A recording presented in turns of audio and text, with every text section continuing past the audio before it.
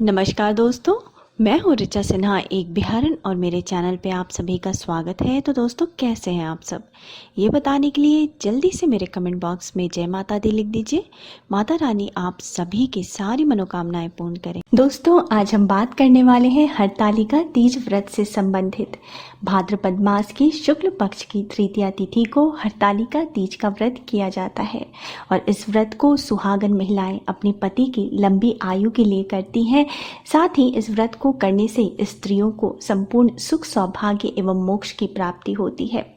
वहीं कुंवारी लड़कियां इस व्रत को मनोवांछित पति की प्राप्ति हेतु करती हैं। तो दोस्तों, आज इस वीडियो में मैं आपको हरतालिका तीज व्रत से संबंधित संपूर्ण जानकारी विस्तार पूर्वक देने वाली हूँ। तो आज हम बात करेंगे कि हरतालिका तीज का व्रत आपको किस प्रकार करना चाहिए, व्रत करने के नियम क्या है, कौन सी गलतियां आपको भूल कर भी नहीं करनी चाहिए, हरतालिका तीज व्रत की पूजा की विधि क्या है, साथ ही व्रत में सरगई किस प्रकार से करते हैं, पारण करने के नियम क्या है, हरतालिका तीज व्रत में सुहाग कैसे मांगते हैं। साथ ही बहनों ने हरतालिका तीज व्रत से संबंधित कई प्रश्न भी पूछे हैं, उनके उत्तर भी मैं इस वीडियो में आपको दूंगी। तो दोस्तों, ध्यानपूर्वक इस वीडियो को लास्ट तक जरूर देखिएगा। तो चलिए शुरू करते हैं। इससे पहले अगर आपने अभी तक मेरे चैनल को सब्सक्राइब नहीं किया है, मेरा वीडियो पहली बार देख रहे हैं, तो मेरे चैनल को इस प्रकार के तमाम ज्ञानवर्धक जानकारियों के लिए सब्सक्राइब कर लीजिए। वीडियो अच्छा लगता है तो लाइक जरूर कर दीजिएगा। परिवारजनों के साथ, दोस्तों के साथ शेयर कीजिएगा ताकि वो भी इसका लाभ उठा सके।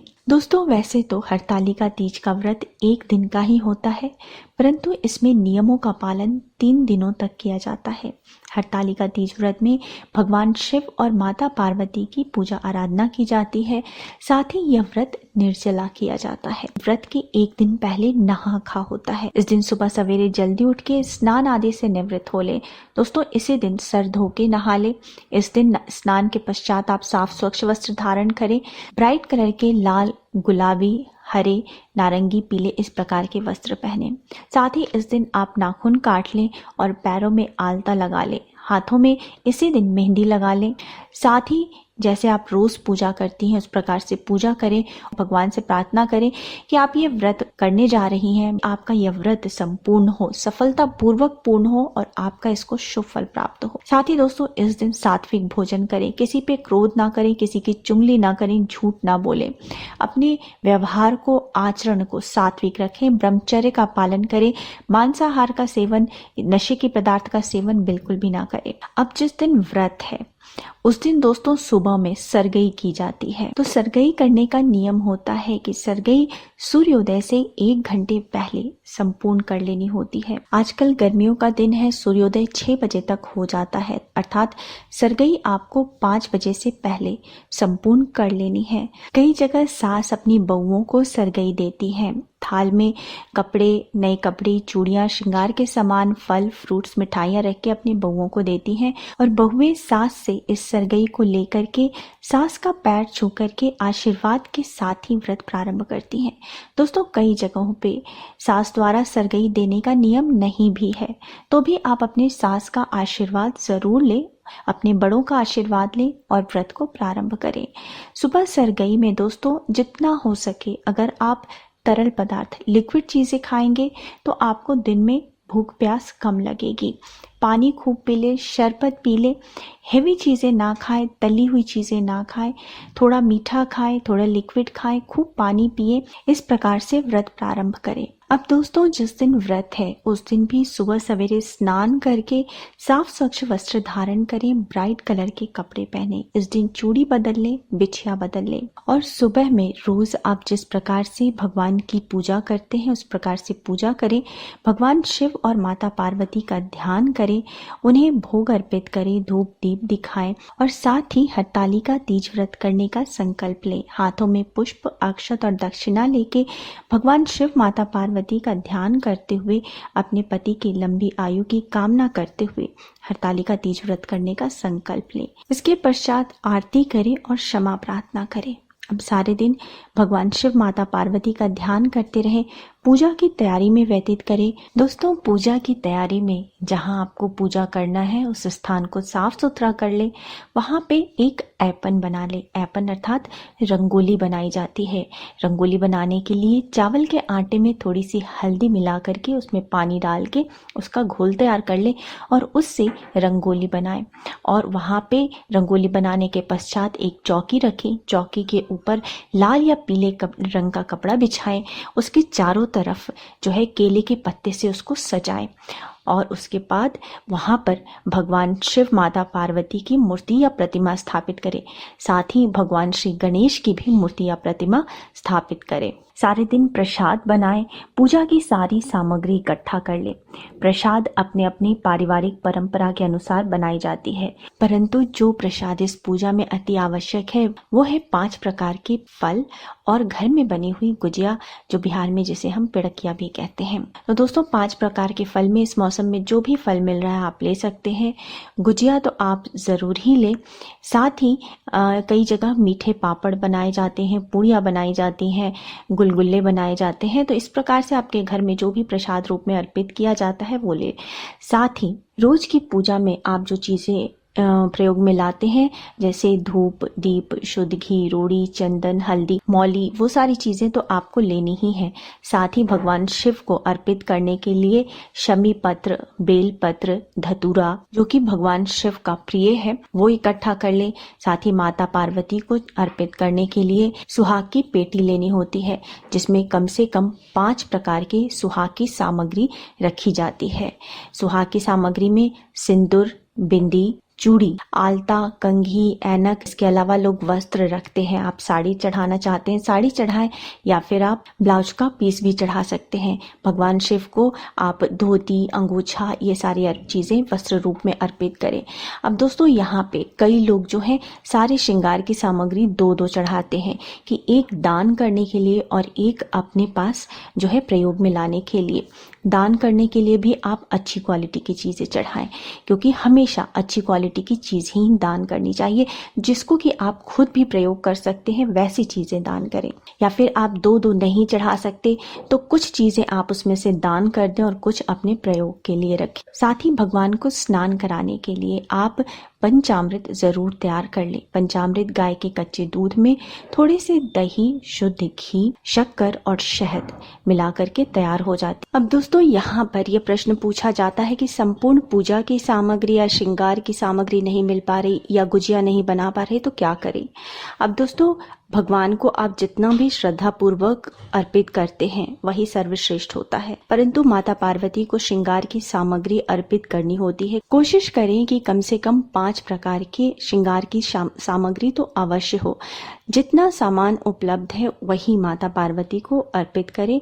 बाकी के बदले आप कुछ पैसे या दक्षिणा चढ़ा दें, जो कि बाद में आप पंडिताइन को दान कर सकते हैं श्रृंगार की सामग्री के बदले। अब अगर गुजिया नहीं बना पा रहे या गुजिया बनाने का सामान नहीं मिल रहा, तो आप घर में बना हुआ कोई भी प्रसाद भगवान को अर्पित कर सकते हैं। नारियल का लड्डू बनाना बहुत आसान होता है। पंजीरी बना ले या चूरमा बना ले, आप वो भगवान को अर्पित करें।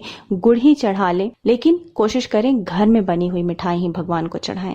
दोस्तों, हरतालिका तीज व्रत में पूजा शाम के समय प्रदोष काल में की जाती है, तो पूजा के पूर्व स्नान करें, नए वस्त्र धारण करें। यह पूजा नए वस्त्र पहनकर ही की जाती है। उसके बाद 16 श्रृंगार करके बिल्कुल दुल्हन की तरह तैयार हो जाएं और उसके बाद आप पूजा स्थल पे पूर्व दिशा की ओर मुख करके चौकी के सामने आसन बिछा करके बैठ जाएं। साथ ही दोस्तों, अगर आप कलश स्थापना करना चाहते हैं तो आप कलश स्थापना भी कर सकते हैं। चावल से अष्टदल कमल बनाएं, उसके ऊपर जल से भरा एक कलश रखें। पीतल या तांबे का कलश हो, उसमें थोड़े से गंगा जल, रोड़ी, सुपारी, पुष्प डाल करके उसके ऊपर एक ढक्कन में चावल रख के उसको ढक दें। उसके ऊपर नारियल रखें, नारियल के चारों तरफ कलावा लपेट दें। तो इस प्रकार से आपका कलश तैयार हो जाता है। कलश पे भी आप स्वास्तिक बना दें। इस प्रकार से कलश स्थापना करना चाहते हैं तो आप कर सकते हैं। और उसके बाद पूजा प्रारंभ करने के सबसे पहले हाथ जोड़ करके भगवान श्री गणेश का ध्यान करें। भगवान श्री गणेश से प्रार्थना करें कि आपकी पूजा सफल हो और आपके व्रत का आपको शुभ फल प्राप्त हो। भगवान श्री गणेश की पंचोपचार से पूजा करें, अर्थात उन्हें स्नान कराएं, उन्हें टीका, चंदन, हल्दी, कुमकुम अर्पित करें, पुष्प अर्पित करें, धूप दीप दिखाएं, उसके बाद प्रसाद अर्पित करें। इसके बाद आपको कलश की पूजा करनी चाहिए। इसी प्रकार से पंचोपचार से कलश की पूजा करें और उसके बाद आपको भगवान शिव और माता पार्वती की विधि विधान से श्रद्धा पूर्वक पूजा करनी है। भगवान शिव माता पार्वती को स्नान कराएं। अब दोस्तों कई लोग पूछते हैं कि फोटो को कैसे स्नान कराएं, तो यहाँ दो तरीके हैं दोस्तों। या तो आप जो है उनके फोटो के ऊपर हल्के हल्के छींटे दे करके आप स्नान करा सकते हैं, या फिर शुद्ध पीली मिट्टी या काली मिट्टी से भगवान शिव और माता पार्वती की प्रतिमा बना लें और उनकी आप पूजा कर सकते हैं। उन्हें स्नान कराएं, आपने जो पंचामृत तैयार किए उसने स्नान कराएं, शुद्ध जल से स्नान कराएं, उन्हें टीका, चंदन, हल्दी, कुमकुम अर्पित करें, पुष्प अर्पित करें, पुष्प माला अर्पित करें, भगवान शिव को बेलपत्र, शमी पत्र अर्पित करें, आग धतूरा आपने जो भी लिया है वो सब भगवान शिव को अर्पित करें। माता पार्वती को सुहाग की पिटारी अर्पित करें, वस्त्र अर्पित करें, सिंदूर अर्पित करें, प्रसाद भोग जो आपने बनाया है वो अर्पित करें। इस प्रकार से पूजा करने के पश्चात आपको हरतालिका तीज व्रत की कथा सुननी या पढ़नी होती है। कथा सुनने के बाद भगवान की आरती करें और उसके बाद क्षमा प्रार्थना करें। दोस्तों वैसे तो ये व्रत निर्जला किया जाता है, परंतु अगर आपसे बर्दाश्त नहीं हो रहा, आप निर्जला नहीं रह पा रहे हैं, तो शाम को पूजा करने के पश्चात अपने पति के हाथों से आप पानी या शरबत पी सकती हैं। ये पूजा पति के लिए की जाती है। पति को ही इस पूजा में परमेश्वर माना जाता है। अगर वो अपने हाथों से आपको पानी या शरबत बना के दे तो सर्वोत्तम। अब दोस्तों जो कपड़े आपने पहन के पूजा किए थे वो कपड़े आप पूजा के बाद चेंज कर दें, क्योंकि इन कपड़ों को फिर से पारण के समय पहनना होता है। अब दोस्तों हरतालिका तीज व्रत में रात्रि जागरण का भी अत्यधिक महत्व होता है। संभव हो तो रात्रि जागरण जरूर करें, भगवान शिव माता पार्वती का भजन कीर्तन करें, मंत्रों का जप करें और दूसरे दिन सुबह सवेरे जल्दी स्नान आदि से निवृत्त होकर साफ स्वच्छ वस्त्र धारण करें। जो आपने पूजा के लिए वस्त्र पहने थे वो पहने या फिर नए वस्त्र पहने और उसके बाद पुनः भगवान शिव माता पार्वती की विधिवत पूजा आराधना करें। अब दोस्तों पारण की जो विधि है वो भी बहुत ही महत्वपूर्ण होती है। आपको इस प्रकार पूजा करने के पश्चात माता पार्वती को पारण के लिए आपको सामग्री अर्पित करनी है। आपके घर में आपके परिवार की परंपरा के अनुसार जिस भी चीज से पारण किया जाता है वो माता पार्वती को अर्पित करें। मेरे घर में जौ के सत्तू और गुड़ से किया जाता है, कई जगह चने और गुड़ से किया जाता है, तो वो माता पार्वती को भी आप अर्पित करें। इसके बाद आपको सुहाग लेना होता है। आपने माता पार्वती को जो सिंदूर अर्पित किया है उसमें से सिंदूर लेकर के आप अपने सिंदूरे में डालें और उससे आप स्वयं सिंदूर करें। और उसके बाद कई महिलाएं मिलकर पूजा कर रही हैं तो सभी एक दूसरे को सिंदूर लगाएं। आपने जो भी माता पार्वती को सुहाग की सामग्री अर्पित की है उसमें से थोड़ी सी सुहाग की सामग्री आप लेकर के उसी वक्त पहन लें, जैसे चूड़ियां पहन ली, बिंदी लगा लिया, सिंदूर लगा लिया और उसके बाद आपको सर पे आंचल रख के अपने आंचल में जो आपने प्रसाद अर्पित किया है माँ को उसमें से थोड़े से आपको ले लेने होते हैं, अपने आंचल में ले। वो भगवान का आशीर्वाद हो गया। उस प्रसाद में से आप स्वयं ग्रहण करें, अपने परिवार में अपने पति को दें, अपने बच्चे को दें। अब आपको पारण करना है। आपने पारण के लिए जो भी सामग्री ली है उसको आप जो है ग्रहण करें और पानी पीने के बाद ही कुछ आपको बोलना है, बीच में बोलना नहीं है। इस प्रकार आपका पारण संपन्न होता है, हरतालिका तीज व्रत संपन्न होता है। अब दोस्तों इस प्रकार से पूजा संपन्न करने के पश्चात आपको विसर्जन करना चाहिए। विसर्जन करने के लिए हाथ जोड़ के भगवान शिव और माता पार्वती का ध्यान करें, उनसे प्रार्थना करें कि जब भी आप उनकी पूजा करें वो आपके घर में पधारे। भगवान श्री गणेश से स्थायी रूप से आपके घर में वास करने की विनती करें। इसके बाद क्षमा प्रार्थना करें और थोड़ी सी चौकी हिला दें। ये आपका विसर्जन हो गया। इसके बाद जो सामग्री आपने भगवान को अर्पित की है, जैसे आक, बेलपत्र, धतूरा, केले के पत्ते, नारियल, पुष्प, इन सब को आप या तो प्रवाहित करें या गड्ढे खोद के डाल दें या फिर गमले में डाल के ऊपर से मिट्टी डाल दें। नारियल का आप दान भी कर सकते हैं। इसके बाद आपको परिवार के बड़े लोगों के, सास ससुर के पैर छूने हैं, आशीर्वाद लेना है, पति का आशीर्वाद लें और सब में प्रसाद वितरित करें। दोस्तों, हरतालिका तीज व्रत में भी सुहाग की सामग्री के दान का अत्यधिक महत्व है। आपने जो भी माता पार्वती को अर्पित किया है उसको आप दान करें और अपने प्रयोग के लिए भी रखें। पंडिताइन को, किसी गरीब को, किसी ज़रूरतमंद को पैसे, दक्षिणा, कपड़े, सुहाग की सामग्री, फल और मिठाइयाँ, ये सारी चीज़ें दान करें। पंडिताइन से आशीर्वाद लें। अब दोस्तों, मैं अब आपके प्रश्न ले लेती हूँ जो बहुत ही अधिक पूछे जा रहे हैं। जैसे कि पहली बार अगर हरतालिका तीज व्रत शुरू कर रहे हैं तो किस प्रकार से करें। दोस्तों, पहली बार हरतालिका तीज व्रत शुरू करने का नियम है कि कई जगहों पे ये अपने मायके से शुरू किया जाता है। अगर आप अपने मायके जाकर के व्रत नहीं शुरू कर रहे, आप जहाँ रहते हैं वहीं कर रहे, तो भी मायके से तीज अर्थात पूजा की सारी सामग्री, आपके नए कपड़े, प्रसाद आते हैं और उसी का प्रयोग करते हुए आपको तीज का व्रत करना होता है। तीज व्रत जब आप पहली बार कर रहे हैं उस समय आप संकल्प लें कि आपको ये तीज व्रत आप अपने पति की मंगल कामना के लिए हर साल करेंगी। इस व्रत का उद्यापन नहीं किया जाता। जब तक जीवित रहते हैं व्रत करते हैं। अगर बाद में बीमार हो गए या व्रत नहीं कर पा रहे हैं तो आप इस व्रत को फलाहार करके आप बाद में कर सकती हैं। वैसे तो दोस्तों, यह व्रत निर्जला किया जाता है, परंतु अगर आपको लगता है कि आप निर्जला नहीं कर पाएंगी तो आप शुरू से इसी प्रकार से व्रत का प्रारंभ करें। पानी पीते हुए, शरबत पीते हुए या फिर फल खाते हुए आप इस व्रत को प्रारंभ करें। पहले अपने स्वास्थ्य का ध्यान दें। अब प्रश्न है कि क्या पीरियड में व्रत को शुरू कर सकते हैं। दोस्तों, अगर पहली बार व्रत कर रहे हैं तो पीरियड में व्रत को शुरू ना करें। अगर आपने व्रत रखा हुआ है और आपने संकल्प ले लिया है, उसके बाद पीरियड आ गया आपका, तो दोस्तों व्रत आपको खंडित भी नहीं करना है, आपको व्रत पूर्ण करना है। पूजा की सामग्री आपके घर में कोई और महिला हो, उनसे आप जो है भगवान को अर्पित करा दें या फिर पंडित जी से आप पूजा करा दें। या फिर दोस्तों, कई महिलाओं की ऐसी परेशानी भी आती है कि घर में कोई भी नहीं है, पीरियड भी आ गया, मंदिर में भी नहीं हम सामान भिजवा सकते हैं।